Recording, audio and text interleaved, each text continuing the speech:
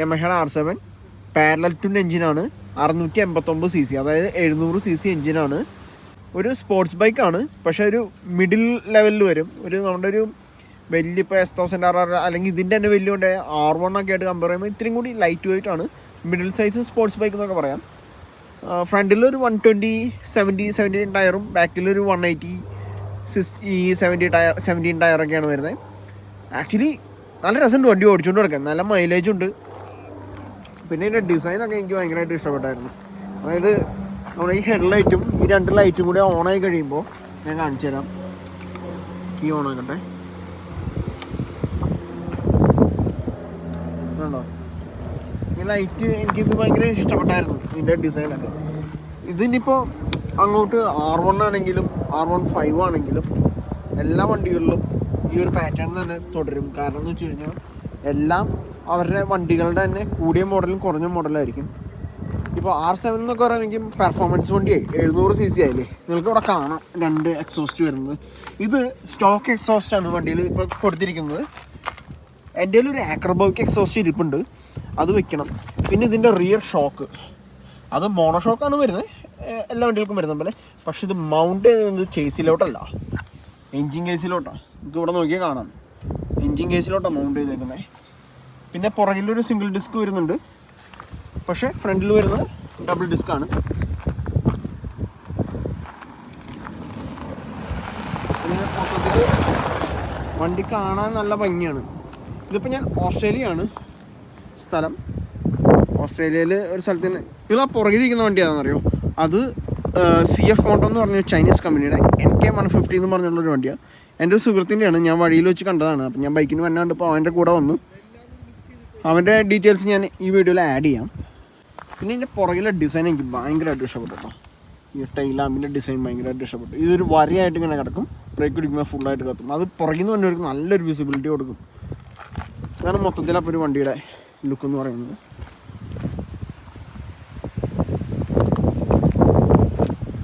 ഇതാണ് ഞാനിവിടെ യൂസ് ചെയ്യുന്ന ഹെൽമെറ്റ്. ഇതിന് ഇവിടെ സൈഡിൽ വിൻഡിൻ്റെ, അതായത് ഹെൽമെറ്റിൻ്റെ ബാലൻസ് കൺട്രോൾ ചെയ്യാനുള്ള സാധനങ്ങളൊക്കെ ഉണ്ട്. പിന്നെ ഇതെല്ലാം ഗോപ്രോൻ്റെ മൗണ്ടുകളാണ്. പിന്നെ ഇവിടെ ഒരു ബട്ടൺ വരുന്നുണ്ട്. ഈ ബട്ടൺ ഞെക്കി കഴിഞ്ഞാൽ ഈ ഹെൽമെറ്റിൻ്റെ പുറമേൽ ഈ സ്റ്റിക്കർ വർക്കുകൾ കാണുന്നത് ഇതെല്ലാം അല്ലേ, ഇതെല്ലാം ഗ്ലോയിങ്ങാണ്. ഇത് ലൈറ്റാണ്. ഇതുണ്ടോ, ഇവിടെ കാണാൻ പറ്റുള്ളൂ. ഇത് ഫുള്ള് ലൈറ്റ് കത്തും. അതുപോലെ ഈ വണ്ടി ഈ ഹെൽമെറ്റിലും അങ്ങനെ കുറച്ച് പ്രത്യേകതകളുണ്ട്. ഞാൻ ഇപ്പോൾ നൈറ്റ് ഇതൊന്ന് കത്തണതിൻ്റെ ഇത് ഇപ്പോൾ ആഡ് ചെയ്ത് കാണിച്ചു തരാം. അത്രയൊക്കെയാണ് ഈ വണ്ടീനെ കുറിച്ച് പറയാനുള്ളത്. പിന്നെ ഒരു 6 ഗിയർ ബോക്സാണ് വരുന്നത്. ഈ വണ്ടി ഇപ്പോൾ ഞാൻ മേടിച്ചിട്ട് ഇതിൽ ചെയ്തേക്കുന്നത് ഈ ഫ്രെയിം സ്ലൈഡേഴ്സ് വെച്ചു. പിന്നെന്താ ഇതിൽ ചെയ്തത്, പിന്നെ ഈ ഫോർക്കിന് സ്ലൈഡേഴ്സ് വെച്ചു. പുറകിൽ സ്ലൈഡേഴ്സ് വിത്ത് പാഡൽ സ്റ്റാൻഡ് ബോബിൻസ് അങ്ങനെയൊക്കെ ചെയ്തു. നല്ല വൃത്തിയുള്ള വണ്ടിയാണ്. ഓസ്ട്രേലിയയിൽ മെൽബൺ ആണ് സ്ഥലം. ക്ലൈമറ്റ് ഇന്ന് നല്ല അടിപൊളി ക്ലൈമറ്റാണ്, കിടിലൻ ക്ലൈമറ്റ്. ഇനി എന്തായാലും അപ്പം ഞാൻ വണ്ടി ഒന്ന് ഓടിക്കട്ടെ. വണ്ടിയിലിരുന്ന് വണ്ടി ഓടിച്ചു തുടങ്ങുമ്പോൾ മനസ്സിലാവണം നല്ല സുഖമായിട്ട് കൺട്രോൾ ചെയ്യാൻ പറ്റിയ വണ്ടിയാണെന്നാണ്. ഇപ്പോൾ പകലാണെങ്കിലും അതുപോലെ തന്നെ നൈറ്റ് ആണെങ്കിലും.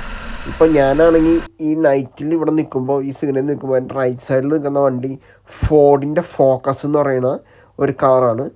യെല്ലോ കളറിൽ അത്യാവശ്യം കസ്റ്റം ചെയ്തേക്കുന്ന ഒരു കാറാണ്. അപ്പോൾ ഇവിടെ നിന്ന് ഇപ്പം നമ്മൾ നൈറ്റ് ഓടിക്കുമ്പോഴാണെങ്കിലും നല്ല രസമുണ്ട് വണ്ടി ഓടിക്കാനായിട്ട്. വണ്ടി ശരിക്കും കയ്യിൽ നിൽക്കുന്നുണ്ട്.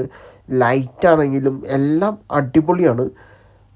നമുക്ക് നല്ലൊരു ഫ്രണ്ടിലോട്ടുള്ള കാഴ്ചകളൊക്കെ നല്ല രീതിയിൽ കിട്ടാൻ രീതിയിലുള്ളൊരു അടിപൊളി ലൈറ്റാണ്. ക്യാമറയിൽ എത്രത്തോളം കിട്ടുന്നുണ്ടെന്ന് അറിയില്ല.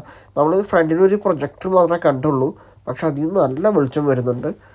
പിന്നെ ഇവിടെ ഇപ്പോൾ ഓസ്ട്രേലിയയിൽ നൈറ്റ് ഓടിക്കുമ്പോൾ കുറേ ശ്രദ്ധിക്കേണ്ട കാര്യങ്ങളുണ്ട്. ഈ കങ്കാരൂസൊക്കെ റോഡിന് വട്ടം ചാടും. അപ്പോൾ ഇവിടെ സൈഡിൽ ബോർഡുകളൊക്കെ വെച്ചിട്ടുണ്ട്, കങ്കാരു ക്രോസിംഗ് ഉണ്ട്, സൂക്ഷിക്കണം എന്നൊക്കെ പറഞ്ഞിട്ട്.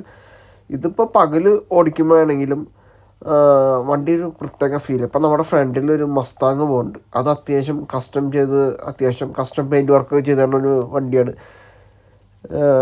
വണ്ടിയാണെങ്കിൽ റോഡ് പ്രസൻസ് നല്ല രീതിയിലുണ്ട്. ഈ R7 നല്ല രസമുണ്ട് കാണാനാണെങ്കിലും. റോട്ടിൽ നിന്ന് ഇപ്പോൾ എടുത്തുകൊണ്ട് പോകുമ്പോഴാണെങ്കിൽ നല്ലൊരു കിട്ടിലാണ്. എനിക്ക് വണ്ടി വല്ലാണ്ട് ഇഷ്ടപ്പെട്ടു.